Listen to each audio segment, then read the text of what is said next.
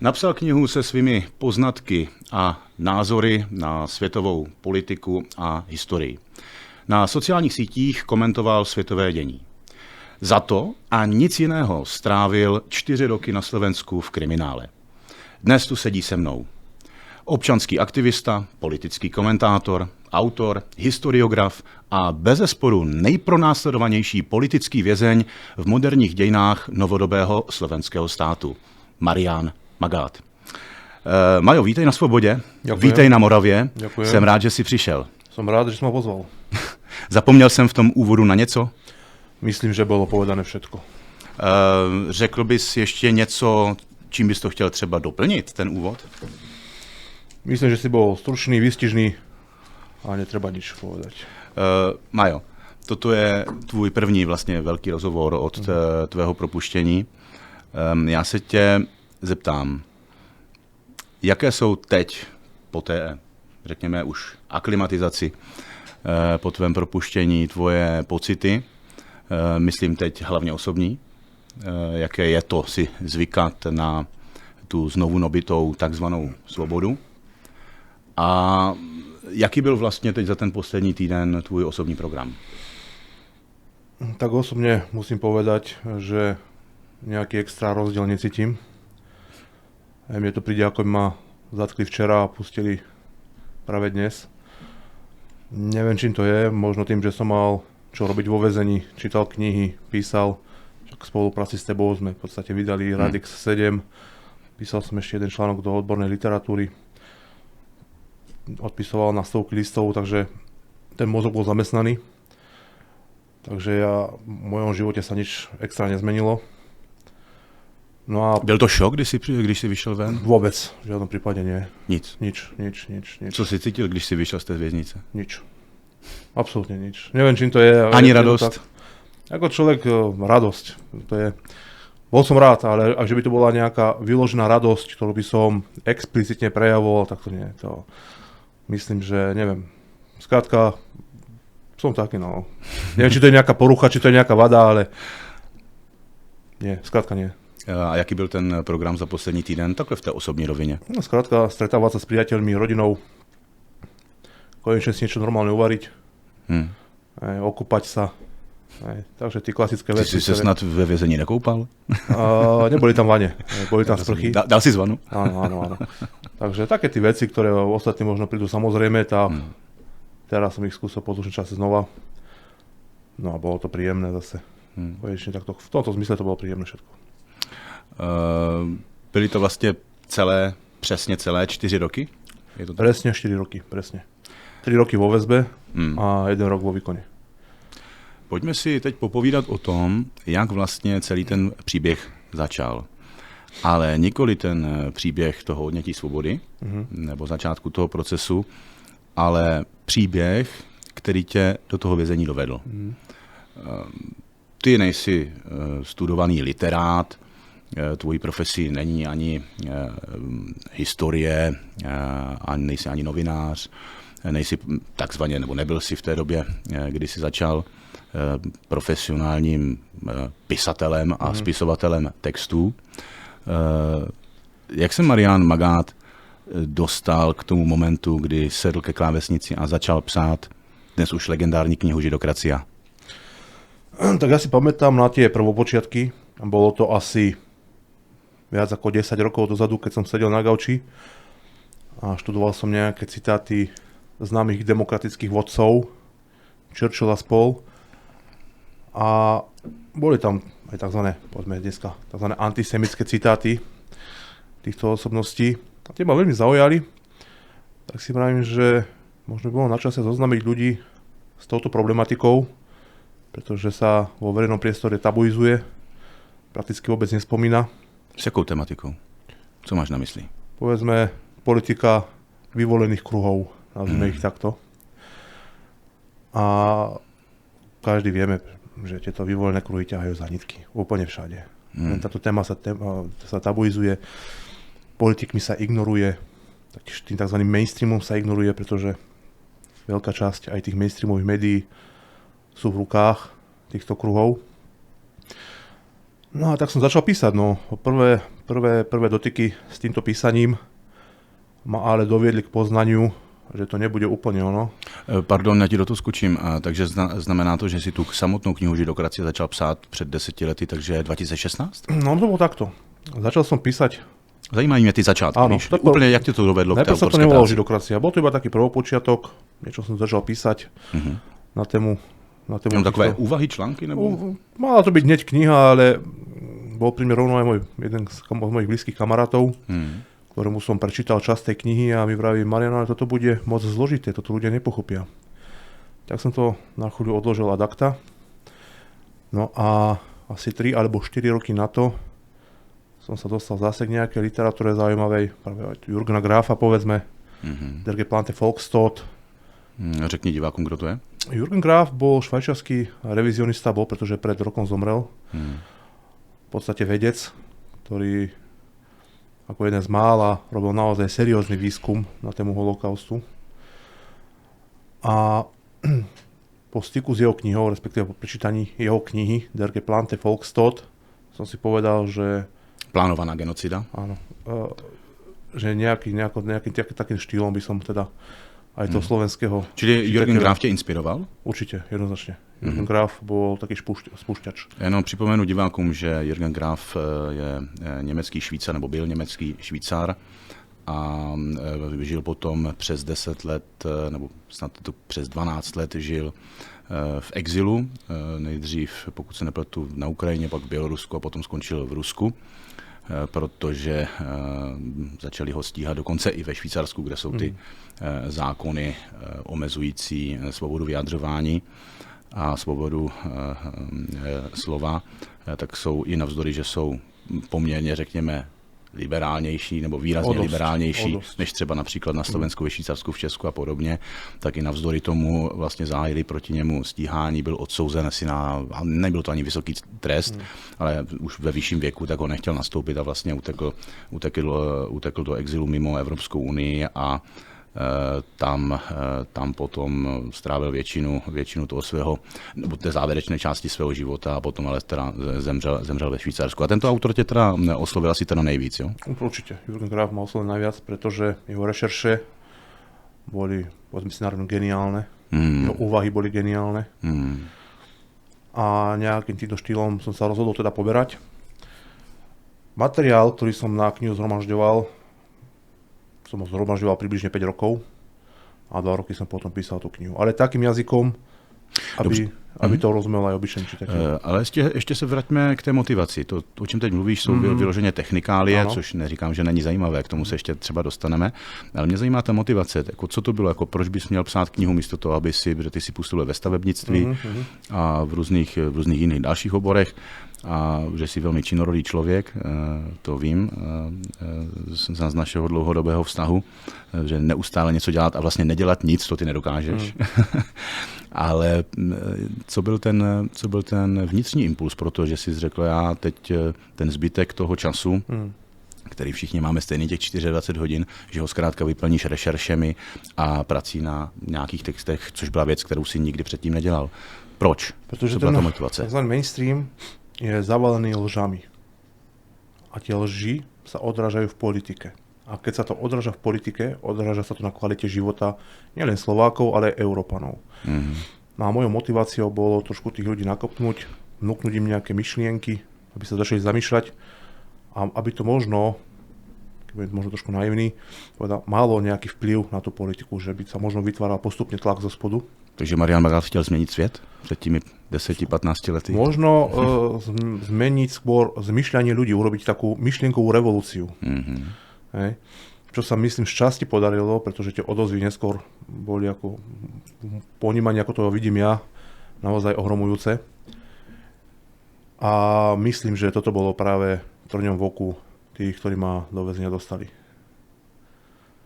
Rozumím. Dobře, tak vznikla nějaká kniha, ona vznikla kdy, pardon? Teraz som ma zaskočil, myslím, že to bol rok 2021. To ne. Január 2021, alebo 2020, už teraz neviem. Já myslím, že tě zatýkali 2021, Ne, 2022, ano, 2022. Jo, to bylo tak rok předtím, že? 2021, myslím, že ono rok potom, ako vyšla na trh, ma v podstate zatkli. Řekněme, že se jedná o knihu s názvem, nebo s příznačným názvem a hodně vymluvným názvem Židokracia. Ano. Kdybys měl, aniž bys prosím tě se musel hned za týden zase vrátit do toho kriminálu, odkud si před týdnem vyšel, jo, ale takže když si jde prostě pozor na slova, ale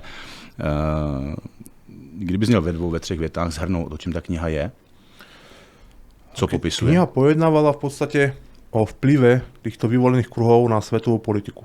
To je vlastne ten základ, akými spôsobmi to dosiahli, kde sa to všetko začalo, rôzne tie nitky, ktoré vedú k finančným tokom, povedzme, rôzni ľudia nevyvoleného pôvodu, ktorí sú napojení na tieto kruhy a myslím, že tak bolo. V podstate som robil rešerš v takom zmysle, aby od píky, od A po Z objasňovala celý ten kolos, ktorý dnes nazývame demokracia. Ako naozaj funguje a kto ho riadi. Čili je to o pozadí toho režimu, nazývaného dnes demokracie, které je běžnému smrtelníkovi neznámé, je to tak? Presne tak. Ta kniha obsahuje poměrně dost rešerší a je tam poměrně kvalitní poznámkový aparát. Vzpomeneš si, kolik tam máš odkazu na zdroj? Myslím, že poznámky pod čiarou odkazovali na viac ako 800 zdrojov. Niečo z toho boli pretože definície pojmov, ale čisto zdroje myslím, že bolo okolo 800 a z toho som to rátal vo väznici na percenta, bolo viac ako 70% z tzv. Mainstreamu. Takže neboli to kontroverzní historici v odzovkách, neboli to revizionisti, ale viac ako 70% pochádzalo z mainstreamu. A přesto se ta kniha stala hlavním předmětem, nikoli exkluzivní, nebylo tam pouze tato kniha, ale meritem toho tvého stíhání přeci jenom byla kniha Židokracia. Bola kniha Židokracia a tie ostatné skutky, to boli v podstate len sekundárne, aby vyplnili, aby to nafúkli, aby to bol nejaký volum, aby to bolo zaujímavé pre médiá, pre laickú verejnosť. No a tie neboli, myslím, že aj nejako závažné nejaké statusy, čo som napísal pred 15 rokmi alebo 13 rokmi, úplne nezmysly zkrátka. Takže meritem byla Židokracia, kniha Židokracia. Přestože je tedy velmi pečlivě vybavená kvalitními zdroji, dobře ozdrojována a, jak jsi zmínil, převážně v drtivé většině takzvanými mainstreamovými, seriózními, oficiálně uznávanými seriózními zdroji, tak se stala předmětem trestního stíhání. Můžeš v krátkosti shrnout, jak je vlastně možné a na základě čeho vůbec mohlo dojít k tvému trestnímu stíhání a na základě kterých argumentů, když kniha vychází z takzvaných seriózních a mainstreamem a tímto systémem uznávaných zdrojů? Tak ono to je v podstate jednoduché odpovedať na to, pretože sa k tomu vyjadroval nielen znalec, takzvaný znalec vo svojich posudkoch, ale taktiež sudca.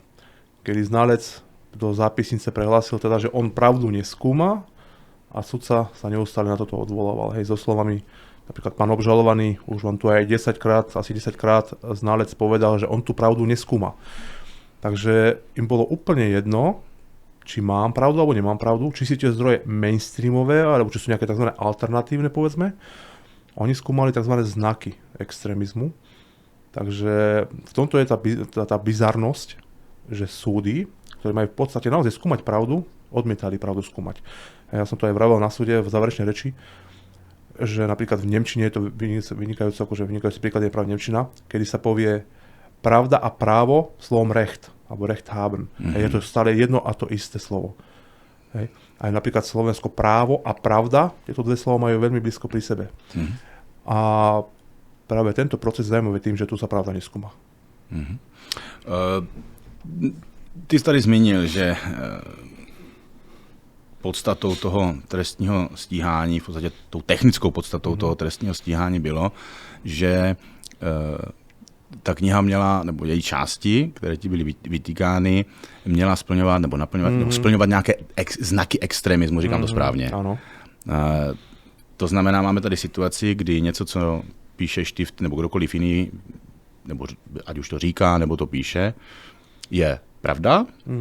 To znamená, my třeba budeme konstatovat nějakou pravdu, a kterou ověřitelnou. Ano. A když ta pravda, kterou my pouze zkonstatujeme, bude naplňovat takzvané extremistické znaky, tak skončím na lavici obžalovaných. Rozumím tomu správně? Je to možné. Výborně. Co to jsou ty extremistické znaky a kdo to posuzuje? Opäť posudzuje to znalec. Znalec na co? Znalec na extrémizmus. Hej. Co musí ten člověk splňovat? To nikto nevie, pretože keď som písal na ministerstvo spravodlivosti, aké boli kritériá pri výber znalcov a kto ich vyberal, tak mi odmietli odpovedať. Že je to v podstate ako keby utajovaná skutočnosť. Takže my nevieme, kto to znalca vybral. Vieme len, že to bol niekto z ministerstva spravodlivosti, zástupca policajného zboru a nejaký expert na extrémizmus. Takže my sme dovtedy nemali žiadnych znalcov ani expertov na extrémizmus. Dokonca na školách sa nevyučuje, čo je extrémizmus. Nie je tam obor extrémizmu. Takže nikdo neví, co je to extremismus, ale máme tady znalce na tento extremismus, áno, který rozhoduje o tom a určuje, v podstatě ex katedra, určuje a postuluje, kdo je extremista a kdo ne. Rozumím tomu správně. Presne tak. On to síce explicitne nemôže povedať, na to je sudca, on nemôže ho povedať, ale on sudcu navádza. Hej. Jakým způsobem? Už len tým znaleckým posudkom, pretože znalec Medvecký mal s tým problém, to konštatoval Najvyšší súd, že sa príliš fixuje na tie osoby, ktorých výroky skúma, alebo ktorí držali nejaký tzv. Extremistický materiál a hodnotí ich vo vzťahu k tej osobe. Že má nejaké kontakty, že sa nejako oblieka, že sa stretáva, neviem, s nejakými ľuďmi, že počúva nejaký druh piesní alebo niečo v tom zmysle. Na toto už Najvyšší súd vydal judikatúru, že takto sa postupovať nesmie. Napriek tomu bolo určite mnoho ľudí kvôli tomuto nezmyslu odsúdených. A znalec Medvecký je zaujímavý tým, že on, a to zapýtal priamo na súde. To je ten znalec na ten extrémizmus, že? Áno. Tak tento znalec si túto metodiku vypracoval sám. Sám pro sebe. Sám pre seba. A dokonca on používa viacero metodik, na čo sme potom avizovali, teda argumentovali pri súde, že si vytvára zájazdy metodiku, ktorá bude pasovať ku tomu konkrétnemu prípadu. Ja som narátal, mám x znaleckých posudkov od neho, dokonca v minulosti som sa s ním súdil ešte v jednej veci, alebo respektíve figuroval ako znalec v súdnom procese pri ešte jednej veci. A 3 rôzne postupy som mu narátal. Takže v jednom píše 1 plus 1... Při vyhodnocování, co je extremistické a co už není. Okay. Tak. 3 různé způsoby. 3 rôzne metodiky. Takže ako by povedal, že 1 plus 1 rovná sa 2, 2 plus 1 rovná sa 2 a 4 plus 1 rovná sa 2. Hej. Úplne jedno, aký vzorec použije, výsledok je vždy rovnaký. Toto je zaujímavé na tej metodike. No a keď už hovoríme o tých znakoch takzvaného extrémizmu, tak napríklad je to antikomunizmus. Napríklad to je znak extrémizmu. Tak počkej, tak to je minimálně teda 3/4 mainstreamové scény v současné České republice extremistické. Áno, ale... Teď se antikomunismus zažívá renesanci, že jo, kvůli tlaku Ruska. Presne tak. Ale že pri otázke, koľko takých znakov, alebo respektíve, či jeden znak stačí na vyhodnotenie, tak povedal, že jeden znak nestačí. Tak potom ideme ďalej. Revizionizmus vo vzťahu k holokaustu Adolfovi Hitlerovi. Ďalší znak. Antiliberalizmus. Ďalší znak. To znamená, u toho se zastavíme. Antiliberalismus.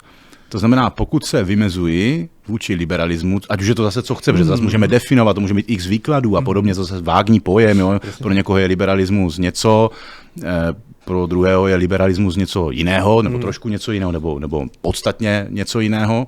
Od toho abstrahujme teď. To znamená, když já se vymezím vůči antiliberalismu, tak jsem podle Medveckého extremista, čárka, mám ísť do vězení, jo? Ešte nie, muselo by to byť v kombinácii s inými znakmi. No ale keď som sa pýtal, ja sa strácim už ako. Áno, jeden znak nestačí, musí ich byť, ja neviem, niekoľko. No a keď som sa Medveckého pýtal, no dobre, pán znalec, a koľko týchto znakov musí byť prítomných v nejakom diele alebo v nejakom výroku, aby ste vedeli určiť, o ktoré hnutie ide? Povedal, že to je hypotetická otázka. Takže znalec ani nevie, koľko znakov tam má byť. Jeden však nestačí a ja som naplňoval všetky zároveň. To mi napísal v podstate do znaleckého posudku. Záver bol, že moja kniha naplňa všetky znaky, ktoré sú v súčasnom neonacistickom hnutí. Avšak pri jeho výpovedi na súdnom procese povedal, že nenaplňa všetky znaky. Takže ten človek si odporoval a súd sa s tým pravda, že nevysporiadal. Pánovi sudcovi Cisaríkovi to bolo jedno, takisto ako to bolo jedno najvyššiemu súdu. Mě ale ještě zajímá ten moment, ten znalec určuje, však mi zastav, jo, nebo oprav, určuje, co je extremistické a co extremistické není. Nie, on iba hodnotí, čo naplňa znaky extrémizmu. No, on nemôže to je asi, ne? No, ale on nemôže povedať, toto je extrémistické, to je právna otázka. To hodnotí sudca. Znalec len môže povedať, či to naplňa nejaké znaky. A potom sa už tým vysporiadáva sudca. Dobře. Ano, protože proč se na to ptám, jo? Mně trošku přijde, že do značné míry ten znalec supluje funkci soudce. To aj robí.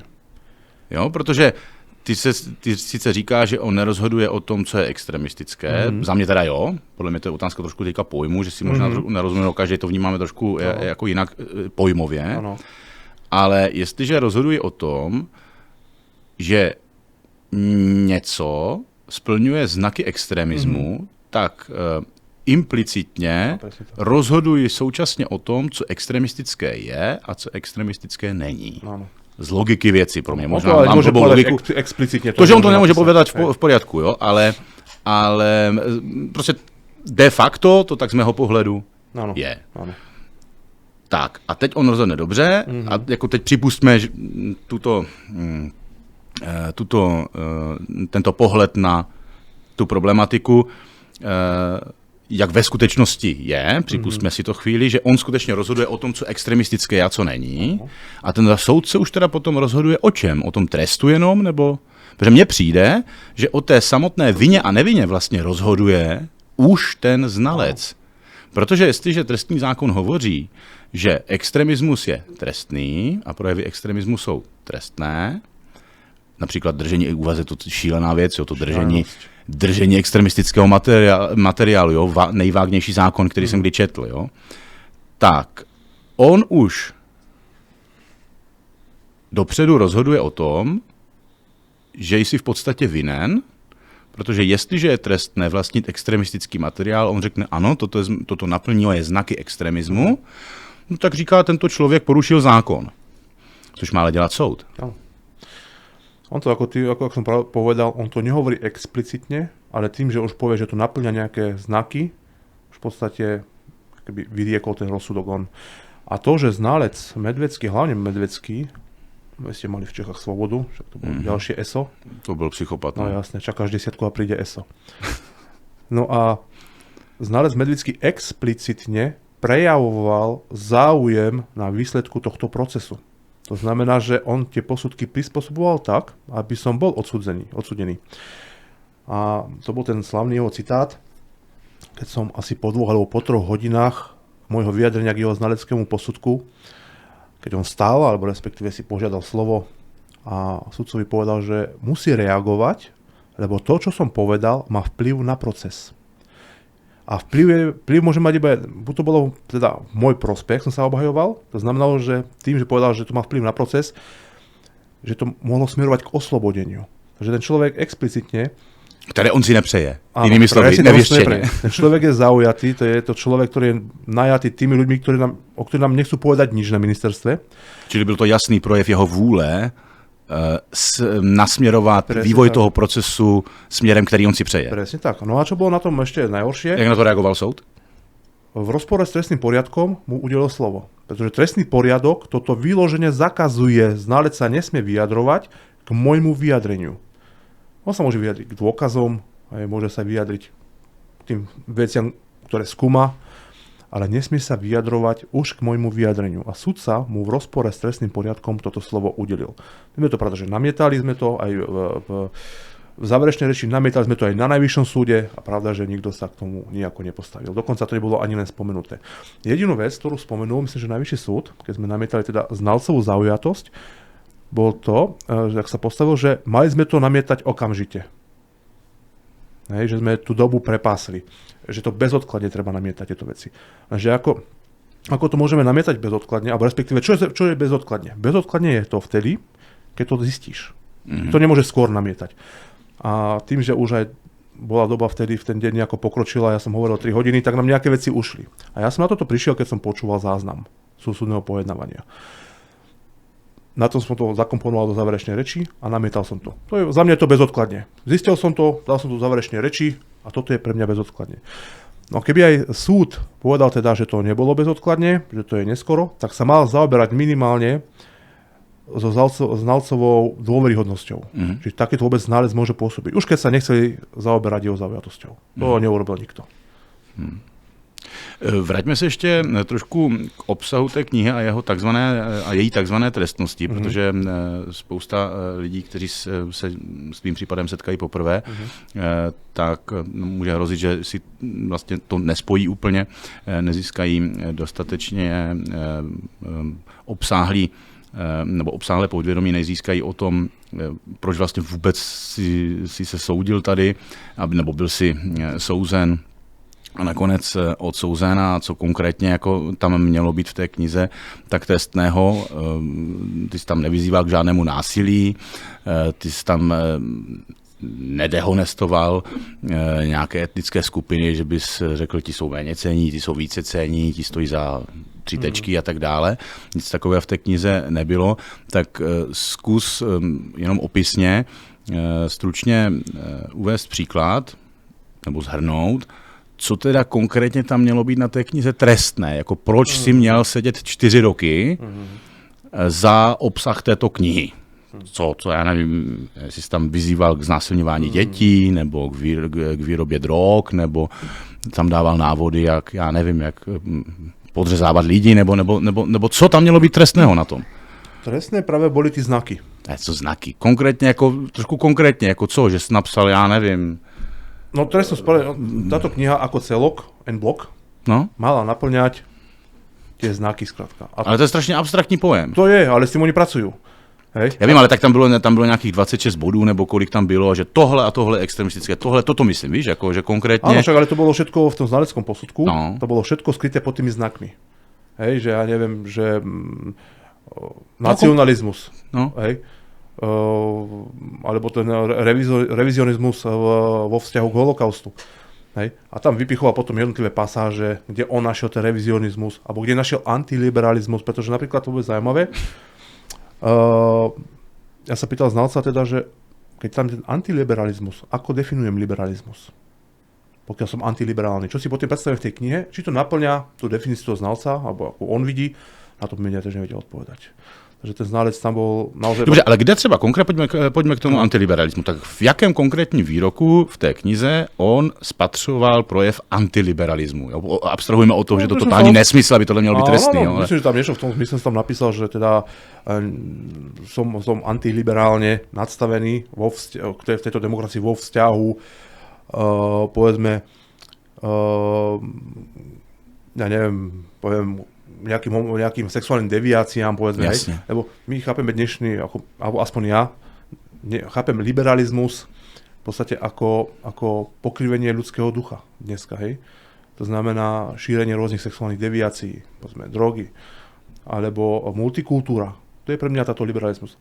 Ale v podstate, keď si zoberieme, ja som slobodný človek, vyznávam slobody a to je ďalší druh liberalizmu. No, samozrejme, a presne tak. Ono je to, každý človek ten liberalizmus vníma a vykladá si inak. No a znalec práve nevedel v podstate, ako si ho ja definujem, ako je definovaný v knihe. No a keď sme sa na to pýtali, nevedel odpovedať. No ale tak skrátka, on si iba pod tie pojmy a pod tie znaky vytiahol nejaké vety, že sa stávam antidemokratický, hej, že demokraciu pokladám za chobotnicu, hej, že som vlastne napísal, že... A to je taký extremistický znak? To je extremistický znak, áno. To je znak antidemokracie. A čárka tedy... Pokladal za chobotnicu. No jasně. A to je tedy pro něho další naplnění extremistického znaku a proto by si měl být odsouzen. No to prostě není možné. No. Takže tak to funguje. Dobře, pojďme raději od toho. Takže na základě toho, že nějaká tady tato znalecká autorita naznala, že v těch bodech splňují nebo naplňují tvé výroky znaky extremismu, tak otevřela vrátka prostě pro tvoje odsouzení a prokurátor ti navrhl, myslím, 7 let. 7 let.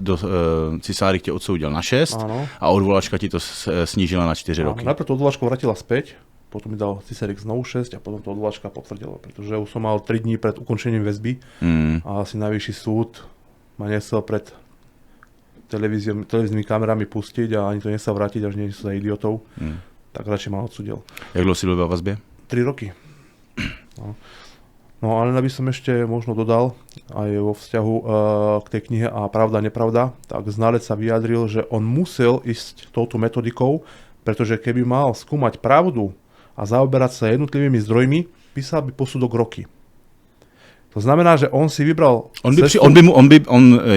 Promiň, že ti to skáču, ale na mě to působí, že on víceméně nepřímo přiznal, že ty máš pravdu, že by dřív nebo později musel dojít k tomu, že, což ale vlastně řekl i Cisárik, když ti řekl soudce, který opakoval, no my tady pravdu neskoumáme, no tak ty myslel vyříká, když tady neskoumáme pravdu, ale zkoumáme tady tvoji knihu, tak víceméně neskoumáme tu pravdivou knihu, nebo ty pravdivé výroky v té knize.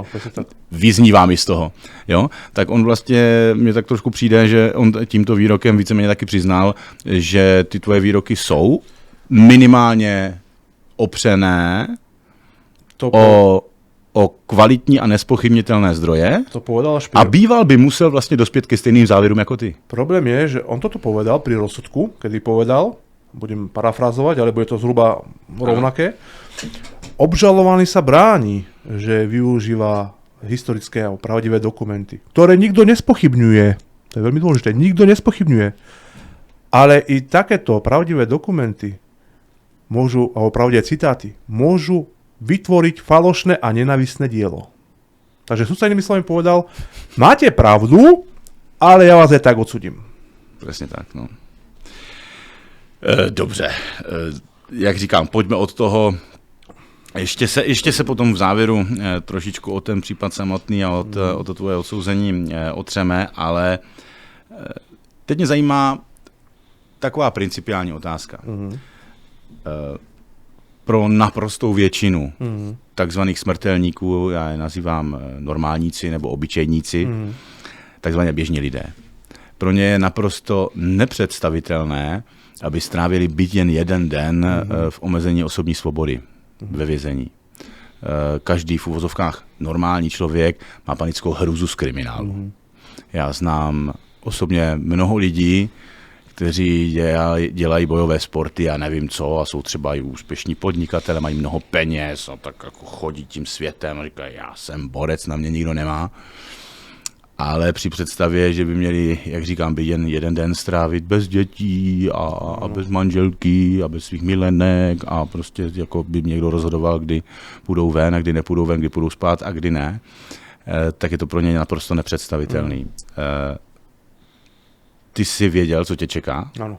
Ty jsi věděl, že vstupuješ na tenký led? Áno, ja som písal aj do úvodu knihy, že pôjdem sedieť. To bolo jasné.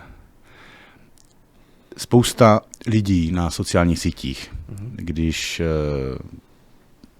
jsem ten veřejný prostor na těch sociálních sítích monitoroval během tvého zatčení a potom věznění a následně výkonu trestu, tak jsem mnohokrát zaznamenal, stojí mu to za to? Jako, proč to udělali? Jako, k čemu to? Stojí mu to za to? Stalo to za to Marianu Magátovi? Stalo. Za co? Robil som to znovu. Pretože na jednu stranu utvrdil som sám seba v to, ako ďaleko som ochotný zájsť. To znamená, že som si v podstate uvedol, že nemám hranice. To bola taká skúška. Myslím, že aj za toto stalo. A druhá vec...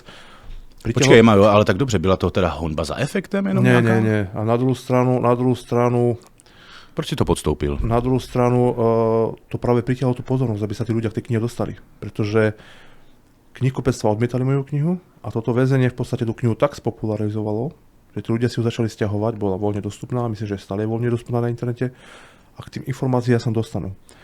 A toto bol tiež taký cieľ, že trošičku, vedel som, že pôjdem sedieť, vedel som, že médiá sa o to oprú a vedel som, že tí ľudia budú mať teraz záujem o tú knihu. Takže ono v podstate to väzenie som využil, vedel som, že pôjdem, využil pre ten vyšší cieľ, aby sa tí ľudia dostali k tým informáciám. A neľutujem to, urobil by som to znovu. Je to nějaký druh teda obětí, ne? Áno, sebaobětovania. Za vyšší cíl? Za vyšší cíl. Aby se ty informace, které si zvětšnil v tom svém literárním díle, aby se dostali co k největším počtu lidí. A to splnil účel. Ako dostalo sa to k ľuďom, mena nebudem spomínať, pravda, že ale až do vysoké politiky. A rozpovídej se, nemusíš konkrétně, ale dostával som kam správy. Se to všude dostalo, od koho si dostával správy? Kde všude to zarezonovalo? Povedzme, že až na ministerstvách. Skutečne? Áno. A povedzme takto, poviem to tak, že dostával som i ohlasy od historikov, dostával som ohlasy od politologov, ktorí chválili tú knihu. Lenže ako sa mi akože priznali neskôr, aj niektorí pri osobných stretnutiach, nemôžu to povedať nahlas. Lebo by prišli o pracu. Oni sú úzkoprofiloví tí ľudia mnohí a inde by sa nezamestnali, nezaradili. A v podstate strach ich núti papagajovať to, čo mainstream chce, ale vo svojom vnútri, vo svojej hlave si myslia úplne čosi iné. A toto ja vidím ako veľký problém. Ľudia majú strach. A ja strach vidím ako obrovskú prekažku. Ľudia by nemali mať strach o to, že prídu o svoje majetky, o svoje deti. O to prídu tak či tak. To je otázka času. O deti prídu, keď tu prídu ďalší migranti, černosi.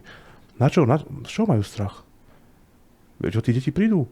Hej, povedzme si na rovinu. Príde černoch, zeberie si ich peknú blondiavú dceru. Čo z toho zíde? Oni vlastne tam, ten strach v podstate zabíja tú budúcnosť. A o majetky prídu tak či tak. Pretože jedného dňa ich budú musieť chrániť pred týmto návalom cudzincov. Podľa sa ako žijú Nemci, podľa sa ako žijú Angličania.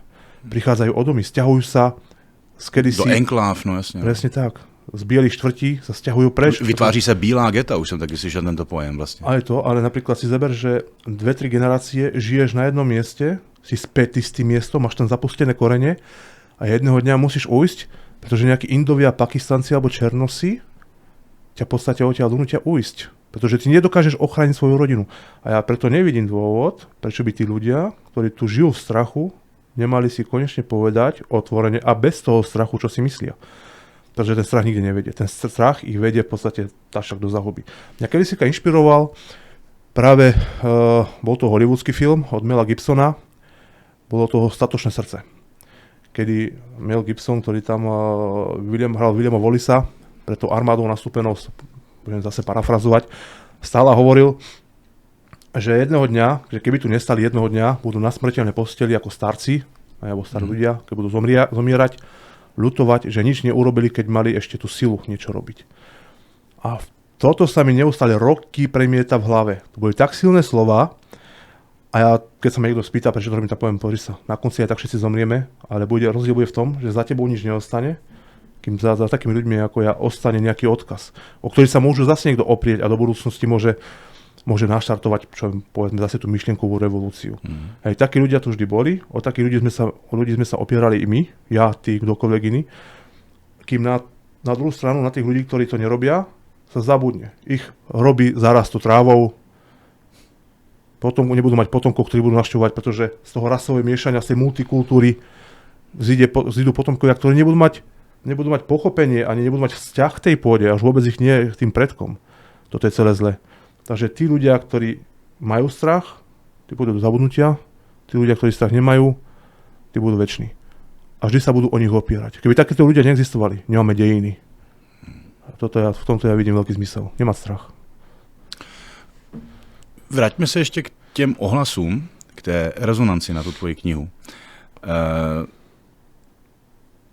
Co si máme představit pod tím, že i ti vlivní lidé, kteří se s tou knihou seznámili, vyjádřili ti podporu,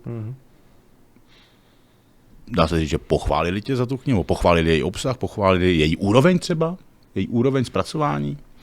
Nějakým způsobem uznali jakousi vnitřní hodnotu toho díla. Je to tak? Aspoň takhle teda. Můžeme se na tom zhodnout? Hovoríme teda v prvom rade o akademickej obci. Áno. Čo sú historici a politológovia. Ti na to reagovali jak? Ti na to reagovali veľmi pozitívne. V jakom směru?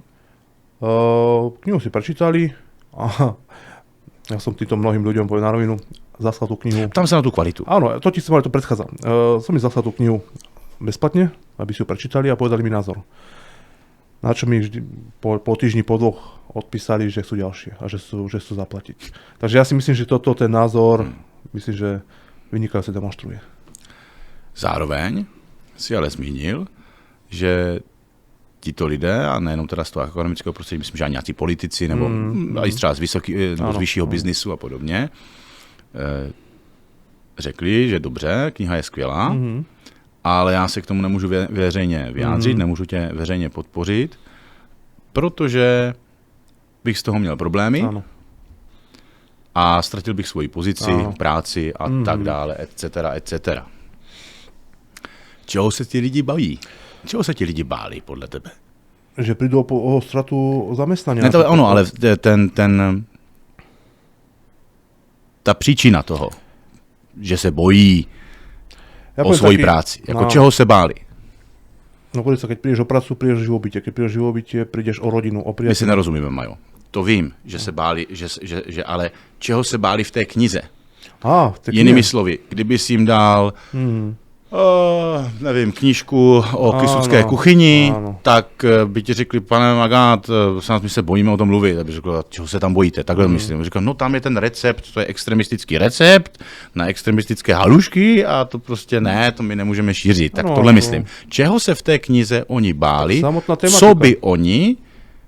co by je mohlo připravit o její existenci? Pozri sa, máme tu nejaké oficiálne pravdy. Znalec Medveckých volá mainstreamové pravdy. Okay. Hej.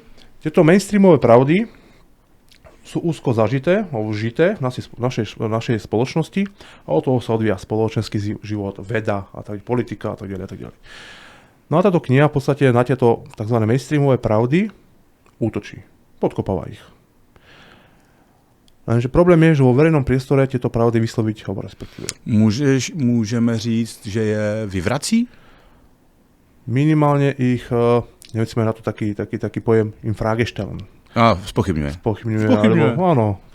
To je na spochybňování, já vím, že to máme v trestním zákoně, jako jo, i tady v Česku, ale spochybňování je jako trestný, mimochodem něco naprosto absurdního, když pochybnost, mimochodem, to je na duševní úrovni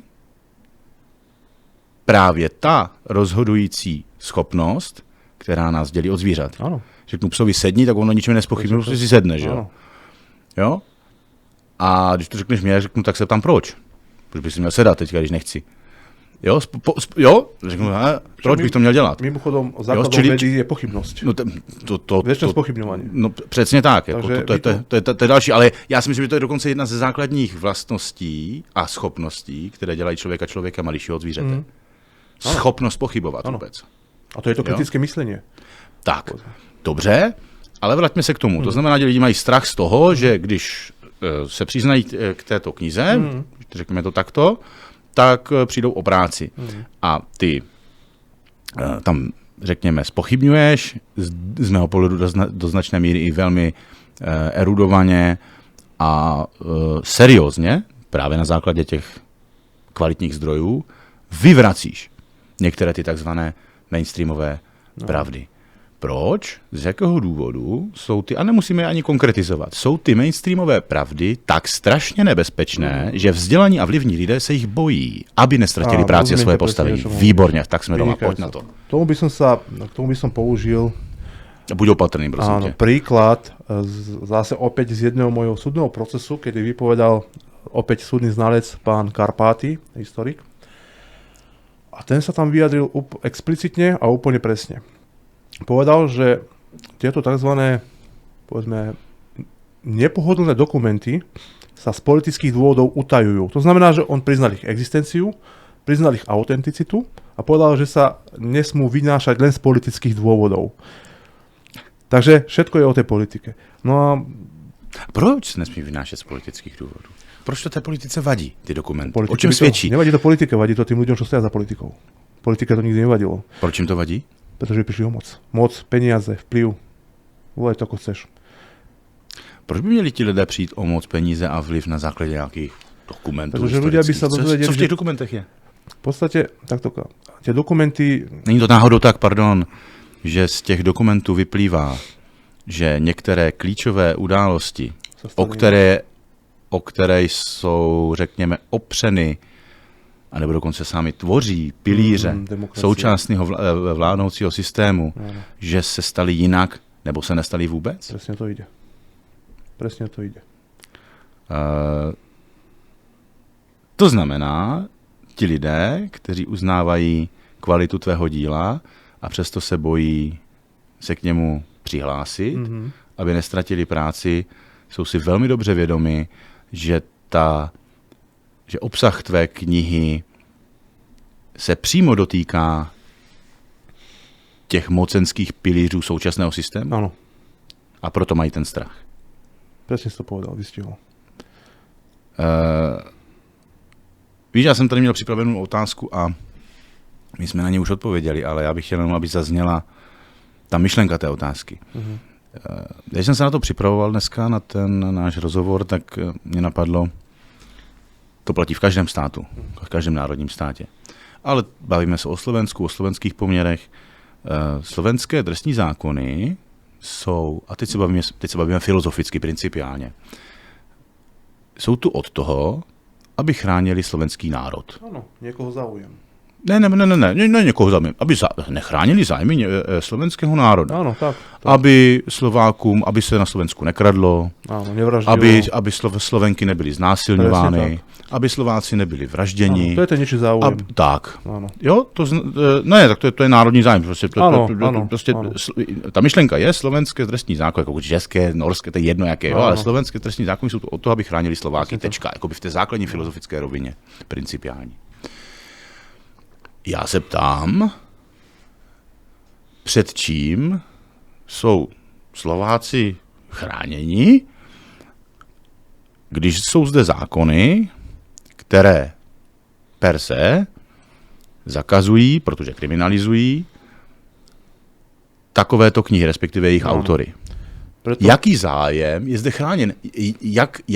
Čeho je ušetřen Slovák, Slovenka, před čím je ochráněna, když zavřou Mariana Magáta za to, že napsal takovouhle knihu? Preto používam pojem niečí záujem, pretože není známe, alebo teda nám je známe, koho záujmy chránia tieto zákony, ale nie sú to Slováci. Presne ako si povedal správne, máme tu zákony sú preto, aby tu chránili záujmy nejaké skupiny, jednotlivcov a tak ďalej. Ale tí sú konkretizovaní. Hej, máme tu zákony, ktoré zakazujú vraždiť, pod hrozbou trestu a tak ďalej. Okradať štát, odania a neviem všetko možné.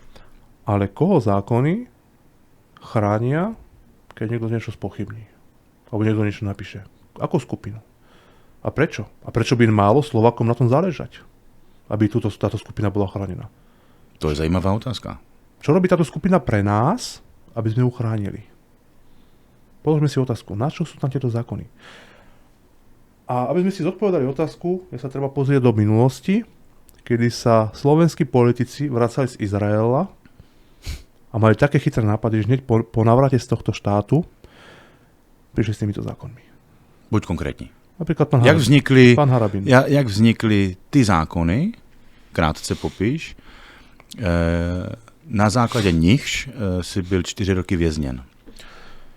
Takže myslím, že som presvedčený o tom, že to bol pán Harabin, ktorý sa vrátil z Izraela. Myslím, že byl to on. Jo. Áno. Myslím, že on vtedy priniesol zákon o spochybňovaní holokaustu, ak sa zase nemýlim. A dokonca neskôr trval na ich sprísňovaní. Vtedy ducha prítomný prezident Gašparovič tieto zákony nepodpísal. To boli, ja myslím, že zákony o extrémizme opäť. Pretože správne poznamenal, že sú nekonkrétne. V podstate príliš vágní, no. No, že je to príliš vágne. Takže nie je to bič na Slovákov, ktorí sú budovať národné povedomie, ktorí sa chcú vrácať ku koreňom, ktorí chcú budovať národný štát. Myslím, že to vynikajúco dokonca vystihol aj, teda rešeršoval historik Martin Lacko vo svojej novej knihe Národ s rozčesnutou identitou, kde prišiel vďaka starým novinovým článkom k zisteniu, že napríklad taký sviatok SMP sa prijal na odporúčanie Medzinárodného menového fondu. To není možný. No. Vysvetli trošku divákům, co je SNP. Tzv. Slovenské národné povstanie, ktoré keď sa naozaj do toho vžijeme, alebo teda keď si tú tému naštudujeme od píky, tak zistíme, že nebolo slovenské a nebolo ani národné. Zkusme jenom pro nějaký, kdo se nevyzná úplně, protože je to taky česká relace. Ano. Máš českého moderátora dneska, českého partnera pro diskuzi.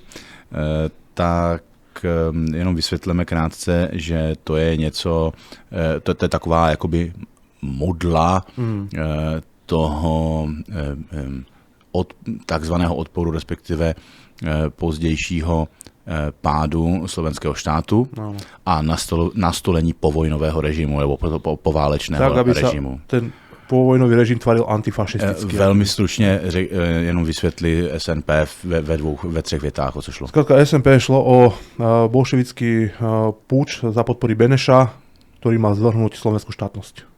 Vedenou doktorem Josefem Tisem. Áno, presne tak. Budovách slovenského štátu, dobře. Či toto je prostě nějaký historický fenomén, který mimochodem teď v posledních letech se zažívá velkou renesanci, že jo, Fico, to strašně všichni slaví, republika, že jo, strašně pro národní politický subjekt Šášulový, že jo, na Slovensku. Politicky institucionalizovaná zrada nacionalismu, tak ti se tam taky producirují na oslavách SNP. Tak popišme, o co jde v té knize jenom a jak to souvisí s naším tématem. V knihe pán Lacko, teda, ako som povedal, vyzistil z dobovej tlače, že vládny predstaviteľ, respektíve nejaký administrátor, ktorý sa volal Hvezdoň Kočtúch, bol vo Washingtone, kde mu bolo poradené pre narastajúci nacionalizmus na Slovensku v 90. rokoch, aby sa zamýšľali nad tým, že by napríklad mohli prijať ako sviatok, ktorý by potieral... Oficiálny státny svátok. Sviatok, ktorý by tieto nacionalistické nálady s odkazom na prvú slovenskú štátnosť a nášho prezidenta doktora Jozefa Tisa tieto udalosti potieral. A ideálne by to bolo práve so sviatkom Slovenského národného povstania. Protifašistický odkaz, presne tak a podobné hnoje. No a slovenskí predstavitelia, vtedy bola vlastne pri moci HZDS, to bol predstaviteľ HZDS, boli natoľko slabí, že tejto zločineckej organizácii, teda Medzinárodného menového fondu, išli po ruke. Čili ten impuls k zavedení toho státního svátku, toho SNP a k nějaké té renesanci, té adorace toho takzvaného slovenského národního povstání protifašistického odboje tehdejšího protitisovského, tak přišlo z Mezinárodního měnového fondu. Ten impuls. Mezinárodný fond. A to doktor Lacko doložil v té je to tam pekne na to odkaz. A v podstate argumentácia ľudí z Medzinárodného menového fondu bola, že Slovensko by sa malo v očiach zahraničia troška teda očistiť, že to je nacionalistické tendencie a dodali, že by nebolo na škodu sa zblížiť so židovskou náboženskou obcou ešte k tomu. Tam je napísané. Fakt? No. A proč se nezblíží s nějakou jinou náboženskou obcí, třeba hinduistickou nebo třeba buddhistickou? Zlé jazyky tvrdia, že vlastnia médiá a peniaze, tak neviem, ako to je. A do toho sa asi nebudem brať. To sú zlé jazyky, ja neviem, či mám tomu veriť. Tak. Hej, to sú zlé jazyky. Takže neviem, či máme tomu veriť. Radši ne. Radšej nie, nebudeme tomu veriť, no. A tak když to řekli oni, tak asi na tom něco bude, ne? No. Ještě se tě ptám takhle, líší se nějak Marian Magát dnes propuštěný od Mariana Magáta, kterého před 4 lety zatýkali a nakonec zavřeli, myslím, názorově, vědomostně, osobnostně, si pořád tentýž, nebo si jiný, a pokud ano, v čem? Na jakékoliv úrovni své osobnosti si vybereš, to je jedno. Čo sa týka názorovo, určite som sa nezmenil. To, čo som si myslel predtým a za čo som bol odsudený, to zkrátka... Já nemyslím jenom tohle, ale já budu teďka urýpaný. Tvoje názory se snad nevyvíjí. Tak nabral som viacej vedomostí, rozšíril som si obzory. I vo väzení sa dá dostať k veľmi kvalitnej literatúre. Naozaj veľmi kvalitnej literatúre. Natvrdo. Povedzme natvrdo. Kto by povedal, že napríklad vo väzení nájdete Davida Ďuka Moje prebudenie. Fakt. No, alebo kto by povedal, že... Ve vězenské knihovně si... Nepoviem konkrétne v ktorej, jasně, ale ve vězenské knihovně v nějaké věznici na Slovensku si se dostal ke knize Davida Ďuka Moje probuzení. Ono, v podstate takto.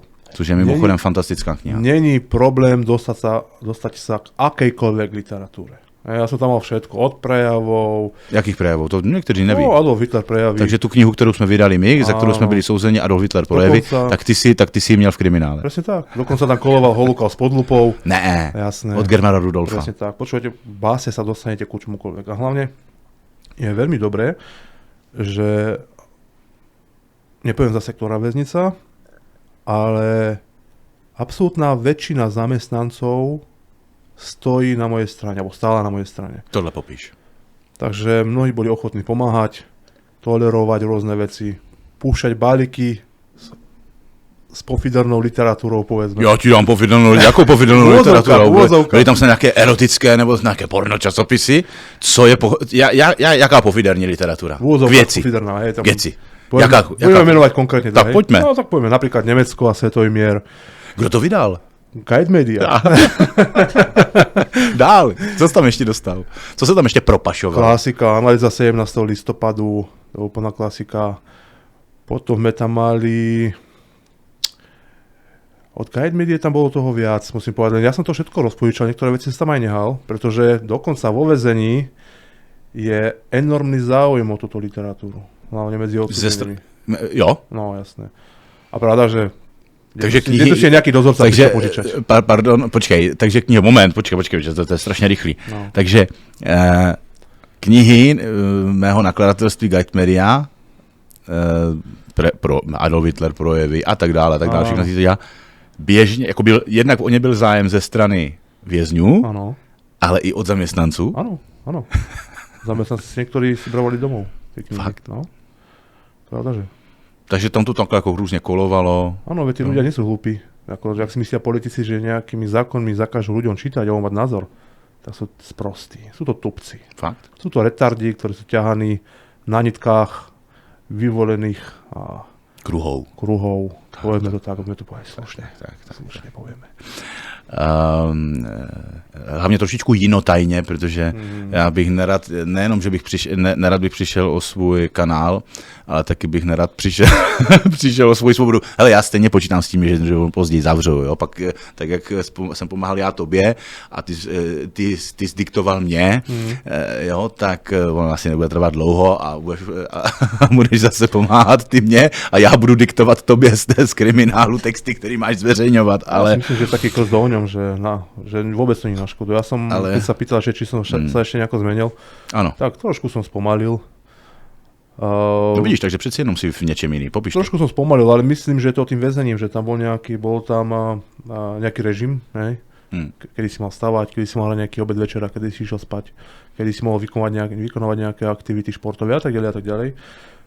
Takže myslím si, že preto som spomalil, ale myslím, že sa dostanem za chvíľu opäť do tých starých kolejí, pretože už teraz ma tlačia rôzne termíny.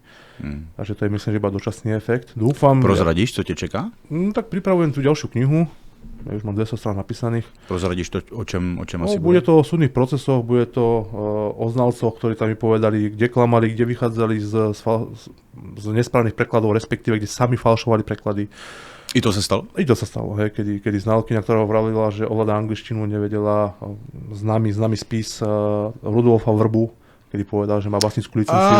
Ten soudní spis Rudolf Vrba, mimochodem teď, co si byl zavřenej, tak tohle to se velice teď revitalizuje, tady ten Vrba Wetzler mýtus, jo. A nevím teda jak na Slovensku, ale paradoxně, že to jsou vlastně jakoby ze Slovenska, že jo, nebo slovenští Židi to byli, tak zejména v Česku, ale to bych tak řekl poslední rok a půl, z ničeho jinak furt se to Vrba Wetzler a v tom podcastu, někteří alternativci dokonce, takzvaní alternativci, nebudu teďka radši jmenovat, abych ještě jim nedělal reklamu, kterou si nezaslouží, tak najednou říkáš a teď mám Vrba Wetzler, dojemný příběh. Já říkám, no tohle kdyby viděl Majo, to je asi tak 4 měsíce zpátky, říkám, to kdyby, tady jsem dělal nemohl do telefonu říct, když jsme si volávali, protože ty bys proskočil tou 2metrovou zdí tam, jako jo. Ano, je to mýtus. A teď se to strašně revitalizuje, aspoň teda v českém prostředí. A je to takový zajímavý fenomén. A k tomu se asi potom někdy dostaneme v dalších relacích, to budeme sledovat. Mimochodem, ono tady to upomínání na holo, jo, 3 tečky. Hologramy. Tak, na hologramy, tak, upomínání na hologramy, ale to celé, vlastně ten příběh je tak trochu celý hologram, že? Bože. No, hologram to není, počkej, máš pocit, že jsem teď něco zpochybnilo, tak. No tak, to bych si vyprosil. No.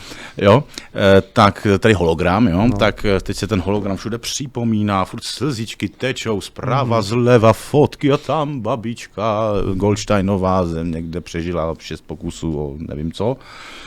A ten bratranec tohoto, a teď jsme měli, co jsme to tam měli s klukama na našem firemním chatu teďka, smějeme se tomu už 2 dny, že co si přežil, nevím, 88 pokusů o splinování, protože vyplazoval na SSáky jazyk, jako jo, malý kluk nějaký, a že zase lampičky z něho chtěl dělat, nevím už co všechno. No prostě začíná, jako zaznamenává to velkou takovou revitalizaci a renesanci, zase tady toto oživuje se to znovu. Já mám takovou na to osobní teorii, proč se tak děje. To je...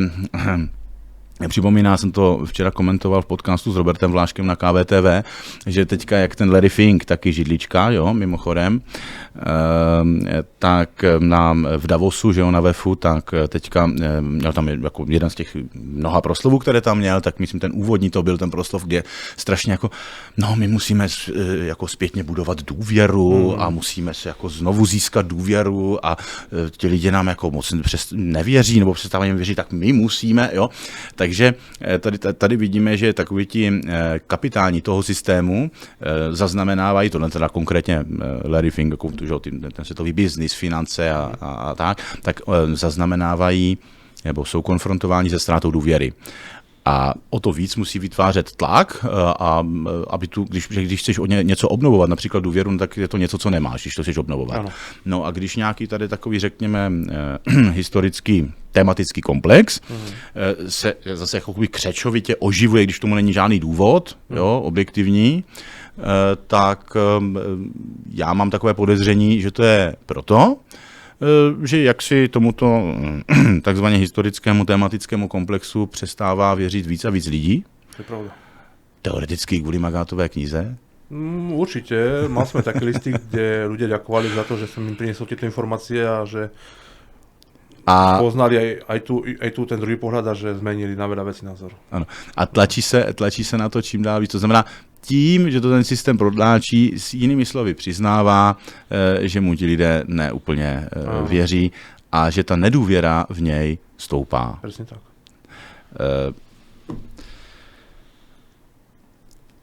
Za ty 4 roky, co jsi byl vězněn, tak se hodně změnilo. My jsme konfrontováni se zajímavým fenoménem zrychlování doby. Ano. Je to, ty příčiny jsou komplexní, ať už jsou to technologie, způsoby komunikace. Zkrátka doba se čím dál tím víc zrychluje. Za těch 4 roky se stalo spousta věcí. Je něco, co tě překvapilo v politice, ve společnosti, v té denní skutečné mimovězenské realitě, do které si se vrátil, něco, co si třeba nečekal, něco, co... Ale třeba i pozitivně, ano, jo? Pozitivně, ať negativně, pozitivně. Nebo pozitivně. Vyber si, čím chceš začít, pokud něco takového je. Pozitívne, hej. Pozitívne ma prekvapilo, že konečne, naozaj konečne, sa začína verejne aspoň diskutovať o týchto nezmyselných zákonoch. Aspoň diskutovať. Neverím, že sa niečo zmení, alebo že sa veľa zmení, ale už sa diskutuje. Pred 5-6 rokmi, možno aj 10 to bolo, to jedno, bolo nemožné, aby vládni predstavitelia hovorili o tom, že treba zmeniť tieto zákony, že ich treba nejako revidovať, zmierniť, že stačia pokuty. Nebolo možné, že by minister obrany, napríklad teraz, hej, hovoril o extrémistoch, nie že pochválne, ale povedzme v úvodzovkách sa ich zastal, dobre, zbiera politické body, ja to beriem, je to tak. Myslíš, slovenský minister obrany Robert Kaliňák? Robert Kaliňák, áno. To bolo nemysliteľné, aby povedal, že Magát nepatrí do väzby. To bolo nemysliteľné. Takže veľa vecí sa zmenilo a oni sami priznali, že cítia tlak zo spodu. Kdo sa ti priznal? To sa mi priznal, to bolo práve v televízii to bolo. Je takhle? kedy už neviem, či to bol práve Robert Kaliňák, alebo či to bol niekto iný, ale hovorili o tlaku zo spodu. Hej, takže to znamená, že tí ľudia, tí voliči, hej, takže istý zmysel to malo všetko. No len do akej miery sa budú veci meniť, ak vôbec, to necháme teda otvorené a uvidíme o chvíľu, možno o pár mesiacov, o rok, ťažko povedať. Vzpomněl jsem si, když si teď zmínil Kaliňáka, že si dokonce zmiňoval, že snad někdo z vysoké politiky, řeknu to takhle, že dokonce přišel na vlastní pěst navštívit do vězení z titulu své funkce. Áno, bola tam návšteva, nebudem menovať, kto to bol. Bol to veľmi krátky rozhovor, čo viem aj od ľudí z väznice, ktorí sa pohybujú okolo riaditeľa, tak výložne za mnou sa pýtal ten človek. Kdo to byl z hlediska funkce? Nechcem Ne, konkrétně ne, ale myslím z jakých vod, z jakých pater. Vládne kruhy. Přímo z vládních kruhů. A neprišiel ma tam obhajovať, neprišiel mi akože prijať šťastie, alebo niečo to bolo také, hej. Priam mi povedal, že s tým, čo robím, nesúhlasí, ale že teda do väzby nepatrím. No a tak sme to zakončili, viedli sme ešte nejaké rozhovory s tým, že teda on povedal, že sa nedá pomôcť. Ja som povedal, že ja pomoc nežiadam, ja chcem len, aby súdy súdili tak, respektíve podľa toho, čo majú na stole. Není možné, aby súd sa prehlásil, že pravdu neskúma. No a pri jeho odchode mi povedal jednu vetu, ktorá mi ostala v hlave a neviem, koho ty myslel, ale povedal: urobili si z vás nepriateľa a ako nepriateľa vás chcú dostať. To boli posledné slova, ktoré ten človek povedal. A teraz neviem, či myslel sudcov, alebo tých vyvolených. Kruhov, presne tak. A ja si myslím, že to boli skôr tie vyvolené kruhy. A že tí ľudia dobre vedia, odkiaľ fúka vietor, čo sa deje, len oni majú istý štandard, majú svoj biznis, robia si svoju politiku a tak im to vyhovuje. Co bude dál, Majo? Klasika. Písať. Učiť sa. To říkal Lenin prej. No ale má pravdu, učiť sa treba. To je jedna z malých vecí, v ktorých sa nemýlel. Je to tak. Pomalu se náš rozhovor chýlí ke konci. Já bych ještě se tě zeptal tak nějak, kterou teď připravuješ o těch soudních prepínám do slovenčiny pod Prahovo. Tak to je teď na pořadu dne? Nějak aktuálně? Nebo se ti jenom sbírají myšlenky? Nie, ja už mám 200 strán napísaných, nejaký koncept hrubý mám hotový, viem, ako to má vypadať. Bude to o těch absurditách, těch tvých procesů, které si prodělal? Bude to nielen o tých absurditách na procesoch, sú procesy a sú rozhodovania napríklad o väzbe. Takže bude to aj rozhodovanie o väzbách, budú to aj procesy, tak aby som ľuďom ukázal, ako tí rozhodovania v pozadí vyzerajú, pretože napríklad hlavné pojednávania sa nahrávajú. O tom všetkom existuje dôkaz, je záznam, kým rozhodovania o väzbe sú neverejné a nenahrávajú sa. No ale to, čo sme tam zažili s právnikom, ako sudca Cisárik rozhodoval a ako argumentoval, tak to bola jedna katastrofa. To bolo ako nemalo s právom nič spoločné. Napríklad, poviem príklad, jeden. Po vypočutí tzv. Svedkov, ktorých som mohol teoreticky ovplyvniť, som mal uvalenú kolúznu väzbu, mi sudca povedal, že teda pán obžalovaný... Kolúzna väzba je vlastne, aby si neovlivňoval svedkov. Tak. Je to väzba, najostrejšia väzba, to znamená žiadny kontakt s inými ľuďmi, kontrolovaná pošta s sudcom, prokurátorom alebo vyšetrovateľom, odpočúvané telefonáty, keď ideš po chodbe ako obžalovaný, obvinený, tak iní väzni sa musia otočiť ku stene, aby ťa vôbec nevideli alebo neprehovorili s tebou pozdravujú alebo niečo všetko možné. Takže je to, ja som bol v podstate takto rok a pol v izolácii. Tak sudca povedal, no dobre, svedkovia sú vypočutí, pán obžalovaný, môžeme rozhodovať o prepustení z väzby na náramok. Monitorovací. Ale keďže som nemal útekovú väzbu, nemám prečo nosiť ani ten náramok. A ja som teda povedal na rovinu. Že s náramkem už bys nemohl ovlivňovať svedky, nebo ja tomu nerozumiem? No, nie, aby som ostal desi na Slovensku, na jednom mieste, aby ma mohli monitorovať. Dobre, no. Okay. No, skrátka, povedal, že mi to nadstaví na celé Slovensko. Že sa môžem s tým náramkom pohybovať po celom Slovensku. A ja som povedal, tak ako ma teraz budete počuť, úplne vravím, pán sudca, ja vám to poviem ako chlap chlapovi. Ja nie som žiadna štetka, aby som tancoval ako režim Piska. Ja žiadne náramky nosiť nebudem. Tak sudca sa oprel, rozmýšľal a vraví, no dobre, tak viete čo, my vám tú kolóznu väzbu ešte rozšírime na znalcov. Takže Co to znamená? To znamená, že im predĺžil kolúznu väzbu, napriek tomu, že znalci v pôvodnom návrhu neboli tam iba svedkovia. A aby ma nemusel pustiť, tak mi tú kolúznú väzbu predĺžil. On ma skrátka nesel pustiť. A prosto účelově, ešte ti to řekl. No. A to nie je všetko. On mi núkal náramok. Teraz otázka znie, keď mám ten náramok na nohe a som vonku, nedokážem ovplyvňovať znalcov, keby som... No to jsem říkal, že jo? Áno. Jako, jaký to má smysl? Žiadny zmysel. A dokonca tá kolúzna väzba bola tak účelová, aby ľudia rozumeli, pri kolúznej väzbe, keď máte fyzickú návštevu, keď ju zájme rodina, kamaráti, tak pri kolúznej väzbe vždy niekto sedí pri vás, to znamená, bude tam prokurátor alebo vyšetrovateľ a počúva, o čom sa rozprávate. Aby tam nepadli informácie alebo nejaké pokyny a tak ďalej, tak ďalej. Pri mojich návštevách v kolúznej väzbe si prítomnosť nežiadali. Potom, čo to je za kolúzna väzba, keď si nežiadajú prítomnosť? Všetko bolo účelové. Všetko bolo účelové. Sa snažili v podstate ma zlomiť. Oni sa ma snažili dokonca nahovárať aj na dohody. Ale fakt, jo? Áno, však ja keď som povedal vyšetrovateľovi, ja som ma pýtal, že či idem na dohodu a ja som povedal, že s predstaviteľmi tohto režimu dohody neuzatváram. Ešte jedno, pardon? S predstaviteľmi tohto režimu dohody neuzatváram. Mhm. Na čo mi povedal, že som jediný človek, ktorého teda on mal, ktorý nešiel na dohodu a nevyplakoval sa tam a neľutoval hneď, že si stojím za slovom. Klobouk dolů. No. I když by ti to mohlo ulehčiť, je? Mohlo by mi to uľahčiť, ale nakoniec môj to názor, neudělal? pretože v očiach verejnosti a v očiach ľudí, ktorí ma podporujú, by som stratil tvár. Nedá sa spolupracovať s takýmito ľuďmi, ktorí sú školení v Izraeli, ktorí sú školení v Budapešti rôznymi treťosektorovými, ja neviem, organizáciami. Ako môže človek spolupracovať s takýmito ľuďmi? Ako to môže podpísať nejakú dohodu? To sa nedá.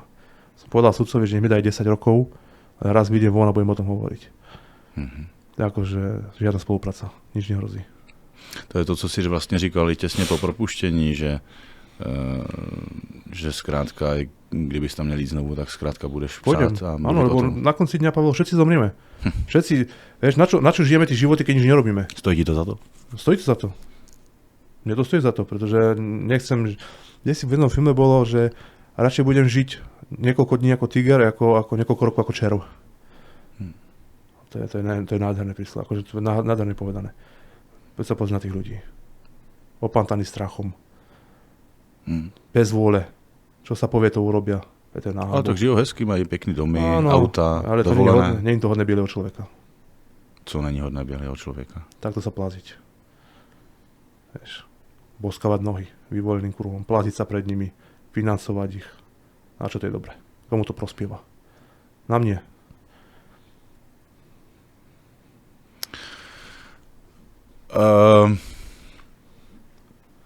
To je silná myšlenka.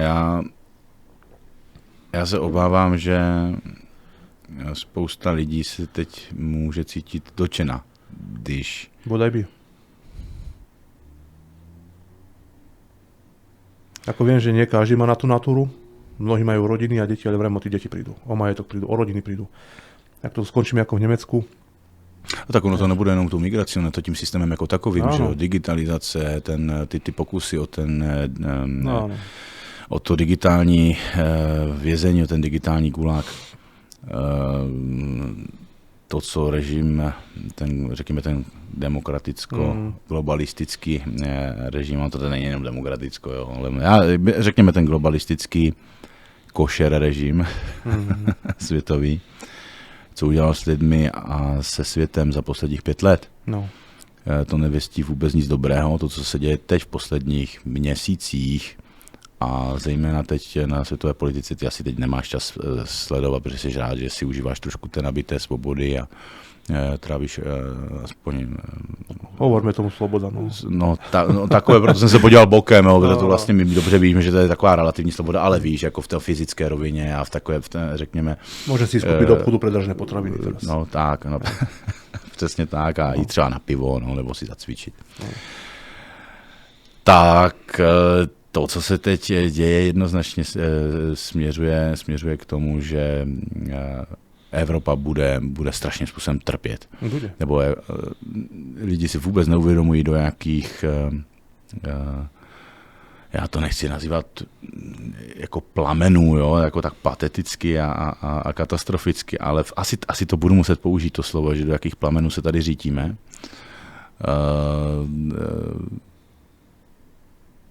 ten režim usiluje jednoznačně o naši totální decimaci, ale nejenom fyzickou, ale i psychickou, duševní, protože pro ten systém, tak jak on se vyvíjí a pro jeho hybatele v pozadí, tak my představujeme jako evropský typus člověka to největší nebezpečí. Protože jsme nejtvořivější, v reprezentativní většině ve srovnání s ostatními kulturami, nejinteligentnější a schopni nejlepší organizace. A proto pro ně představujeme velmi vážné nebezpečí.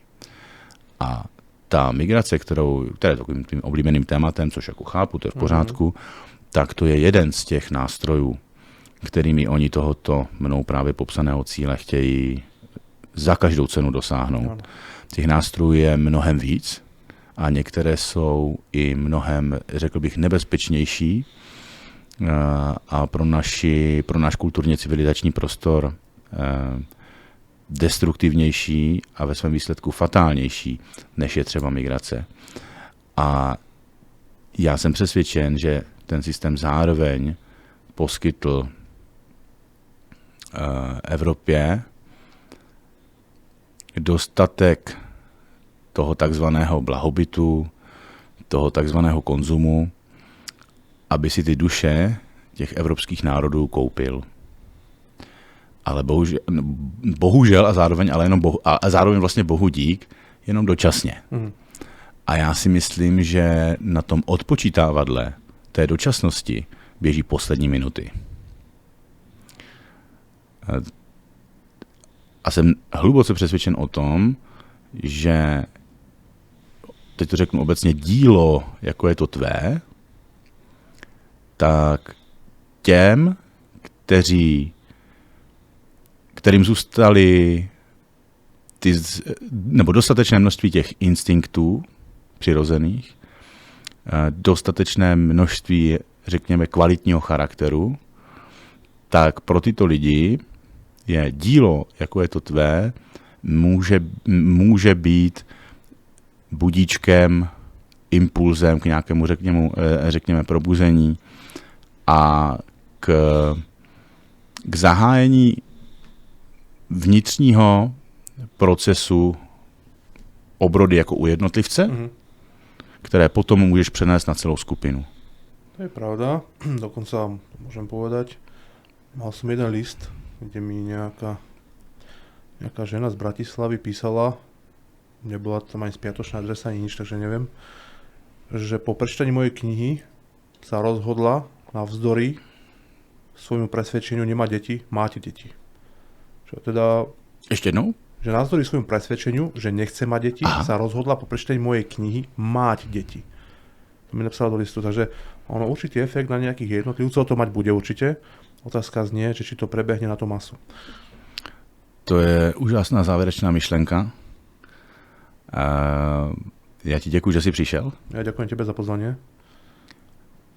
A pevně doufám, že to zdaleka není poslední relace. Ja prídem veľmi rád znovu a môžeme zase rozoberať nejaké ďalšie témičky.